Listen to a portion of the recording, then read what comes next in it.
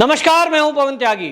उत्तर प्रदेश चुनाव को लेकर सरगर्मियां तेज हो गई हैं और इस तेजी में आपको बताएं AIMIM के प्रमुख नेता असदुद्दीन ओवैसी ने एक बयान दिया है और वो बयान यूं तो उन्होंने अपने और दल को लेकर दिया है, लेकिन इसका सीधा फर्क समाजवादी पार्टी पर पड़ता दिख रहा है।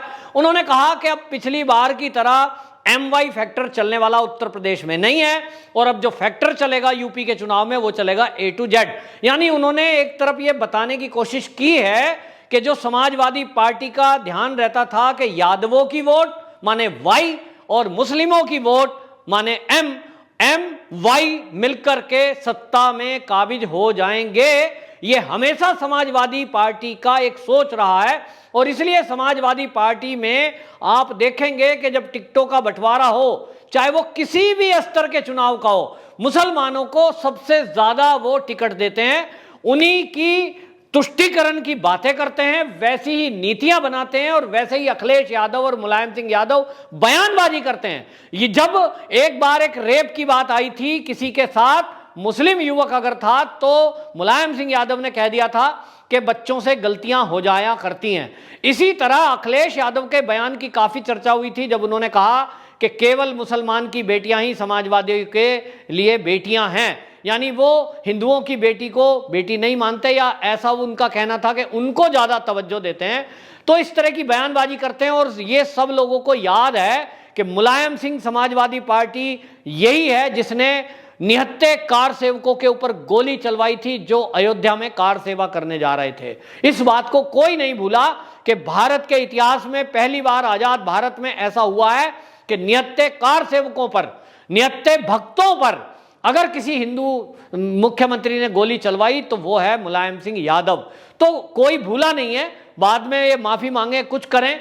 और आपको बताएं, जब उत्तराखंड यूपी का भाग था उस समय अलग उत्तराखंड की मांग कर रहे, आंदोलन को कर रहे लोगों को भी वापसी जाते हुए मुझे याद है कि जब मैं छात्र था उस समय की वो बात है, तो उस समय भी महिलाओं के साथ रेप हुए, गुंडागर्दी हुई और ये सब समाजवादियों के गुंडों ने सब किया था पुलिस से मिलकर। तो इस तरह का इतिहास समाजवादी का रहा है, लेकिन समाजवादी पार्टी सत्ता में रही, मुलायम सिंह यादव भी मुख्यमंत्री बने, अखिलेश यादव भी मुख्यमंत्री बने, एक घर की पार्टी है। तो उनको लगता है कि मुसलमानों की वोट के लिए जितना तुष्टीकरण करना पड़े, हिंदुओं को डाउन करो, मुसलमानों को आगे बढ़ाओ, वैसी ही बातें करो, वो कब्जा करें जमीनों पे, वो गुंडागर्दी करें, वो जेल से माफिया चलाएं, उनको पूरी सुविधा दी गई। और इसलिए हमने देखा कि अखिलेश यादव के टाइम में, मुलायम सिंह यादव के कार्यकाल में गुंडों को फल फूलने का पूरा मौका दिया गया। पुलिस में तूती बोलती थी, थाने के अंदर रिपोर्ट तक दर्ज नहीं होती थी। ऐसे बहुत सारे वाकया हैं कि पुलिस का हेड यानी थाना इंचार्ज ये कह रहा है, जिसका जिक्र योगी आदित्यनाथ ने भी अपने एक भाषण में किया है, कि किस तरह से दंगा हुआ, बवाल हुआ और पुलिस को जब वो कह रहे हैं कि रिपोर्ट दर्ज करो, FIR दर्ज करो, तो दरोगा ने मना कर दिया, थाना इंचार्ज ने, कि मुझे ऊपर से आदेश नहीं है। और यादवों की तो तूती बोलती थी कि जितने यादव हैं वो सब लगभग थाना इंचार्ज होते थे और चौकी इंचार्ज भी वही होते थे। मजाल है उनका कोई ट्रांसफर या कोई मंत्री भी करा दे या कोई अधिकारी उनके खिलाफ कोई एक्शन ले ले, क्योंकि सबके लिंक शिवपाल यादव या मुख्य मुलायम सिंह यादव या अखिलेश यादव से होते थे। और इस तरह से जो गुंडा राज चला हमने देखा, तो वो जो शासन चला है उसके बल पर ये MY फैक्टर चलाकर सत्ता में काबिज हो जाते थे। अब मुलायम सिंह यादव, अखिलेश यादव ये जो हैं, इनको हालांकि जो पिछला चुनाव हुआ उस चुनाव में ये देखा गया 2017 में जब योगी जी चुनकर आए हैं, उस समय बीजेपी को 312 सीट मिली थी और समाजवादी और उनके जो गठबंधन में थे, जैसे कि अब फिर गठबंधन कर रहे हैं, उनको मात्र 54 सीट मिली थी। तो 54 सीट मिली थी उनके गठबंधन को, MY फैक्टर के विचार वालों को ही। और आपको बताएं, जो कुछ वोट कटे या बटे वो बसपा में बटे, उनको मात्र 19 सीटें मिली थी उत्तर प्रदेश से। तो अगर 19 और 54 जोड़ भी दिए जाएं तो भी उनका आंकड़ा 100 को पार नहीं कर सका। अब ये बात अलग है कि इस बार एंट्री हुई है ओवैसी की, और ओवैसी की पार्टी AIMIM और एक राजभर की पार्टी है जिससे उन्होंने समझौता किया है। और वो कहते हैं कि अभी 8-10 छोटी छोटी पार्टियां हमारे साथ और मिलेंगी और हम यहाँ फ्री बिजली देंगे, फ्री शिक्षा देंगे, सबके लिए, गरीबों के लिए भी और सबके लिए फ्री में स्वास्थ्य देंगे। तो ये फ्री के वादे तो खूब सरकार करती है, लेकिन अब देखना यह है कि ओवैसी ने जो कहा है कि उत्तर प्रदेश की राजनीति में MY फैक्टर अब नहीं चलेगा, A to Z फैक्टर चलेगा। इसका मतलब क्या है? इसका मतलब ये हुआ कि जब ओवैसी की एंट्री हुई तो इस एंट्री में आप देखेंगे अच्छा खासा मुस्लिम वर्ग ओवैसी को पसंद करता है। युवा लोग, ज़्यादातर मुसलमानों में जो युवा हैं वो ओवैसी के भाषणों को पसंद करते हैं।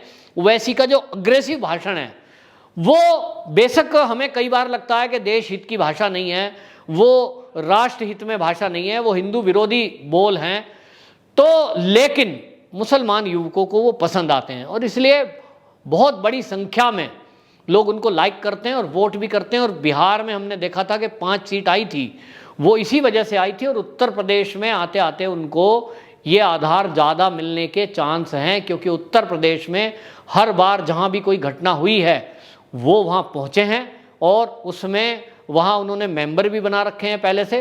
तो इस बार उम्मीद है कि राजभर और AIMIM की जो गठबंधन है इसके साथ दलित वोट, छोटे कास्ट, ये सब मिलकर अच्छा परफॉर्म कर सकते हैं। तो समाजवादी पार्टी जो कि अभी तक दूसरे नंबर पर आई थी पिछले चुनाव में, तो लग रहा है कि अगर ओवैसी को बढ़त मिली और राजभर गठबंधन इसमें रहा, दलित वोट भी इसमें मिल गई, तो निश्चित रूप से समाजवादी पार्टी तीसरे नंबर पर और बसपा चौथे नंबर पर पहुंचेगी।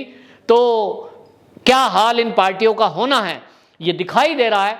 अब कोई लोग आरोप लगाते हैं कि ओवैसी जो है वो मुस्लिम वोट काटने के लिए बीजेपी की टीम बी की तरह काम कर रहा है। कोई टीम बी इस तरह की होती नहीं है। ओवैसी का अपना एक आधार है, अपनी एक राजनीति है, अपना एक दल है। और हमेशा आप अगर ओवैसी के बयान देखेंगे, जितने भी बयान वो देते हैं वो हमेशा मोदी के विरोध में बयान देते हैं।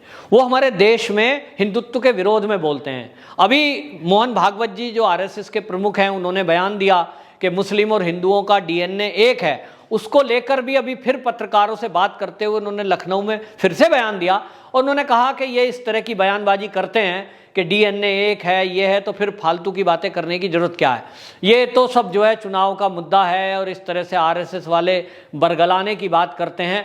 और उन्होंने मुद्दा उठाया कि जिस तरह की लिंचिंग होती है, जिस तरह से यहाँ हिंदू मुस्लिम होता है और फिर जो है यहाँ मृत्यु हुई और जो है कोविड के टाइम में लाखों लोग मर गए और लोगों की मौत जो हुई है इसको लोग भूले नहीं हैं। उन्होंने मतलब मुद्दे उठाने की कोशिश की। और अब देखना होगा आगे आने वाले दिन में जिस तरह से की राजनीति ओवैसी और राजभर की है, जिस तरह की भाषा का वो इस्तेमाल कर रहे हैं, वो भाषा उनको वोटों में कितना प्रतिशत दिलाती है, क्या परफॉर्मेंस रहती है। लेकिन इतना तय है कि समाजवादी पार्टी का जो मुस्लिम वोट बैंक है उसमें अच्छी खासी सेंध ओवैसी लगाएंगे। और आपको एक और बात बता दूं, जो बसपा है, बहुजन समाज पार्टी, उनका भी आधार यही है कि वो दलित और मुस्लिम, वो DM कह सकते हैं, दलित और मुस्लिम वोटों के आधार पर वो सीट लेकर के आती हैं। उनके भी जो वोटर हैं वो दलित हैं और मुस्लिम वोट हैं और इसीलिए पिछले चुनाव में मात्र 19 सीटें मिली थी। तो क्या हाल मायावती जी का होगा ये इस ओवैसी के बयान से देखने की जरूरत है, क्योंकि अगर मुस्लिम वोट बढ़ता है तो मायावती जी का भी बटेगा इस बार। तो मायावती को पिछली बार जब 19 मिली, अब की बार उम्मीद है 19 में 9 भी शायद मिल पाएं, क्योंकि कहीं ऐसी सीटें तो हैं कि केवल दलित हैं, लेकिन केवल दलितों के आधार पर जीतकर उत्तर प्रदेश में कुछ विधायक बन पाएं ऐसा बहुत मुश्किल दिखता है। तो एक उम्मीद की जा रही है कि मायावती जी शायद बीजेपी के साथ आ जाएं इन्हीं फजीयत को देखते हुए, तो शायद उनको कुछ बढ़त मिल जाए भारतीय जनता पार्टी के साथ मिलने से। लेकिन ओवैसी के उत्तर प्रदेश की राजनीति में सक्रिय होने से समाजवादी पार्टी का भविष्य खत्म होता दिख रहा है। कांग्रेस का तो कहीं पहले से ही नाम नहीं है। कांग्रेस का तो उत्तर प्रदेश की राजनीति में सुपड़ा सांप जैसा हो गया है।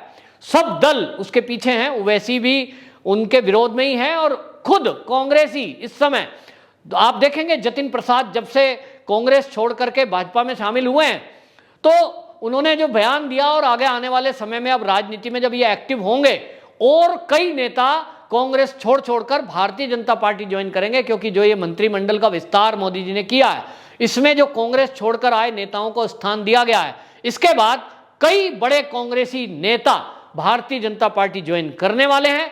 जिनको ये लग रहा है कि भारतीय जनता पार्टी में अगर जाते हैं तो उनको उचित स्थान मिलता है, समाजवादी पार्टी से भी कुछ नेता बीजेपी में आ सकते हैं, वो ये देखते हुए कि यदि आप समाजवादी में रहे तो सरकार तो बनना 100% लिख के ले लो, वो तो बनेगी नहीं।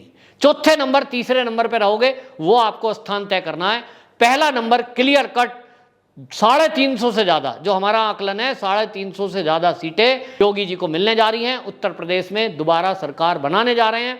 बाकी के नेताओं को सोचना है कि उनको अपना भविष्य सुरक्षित कहां करना है, बीजेपी में या विपक्ष में रहकर। वंदे मातरम।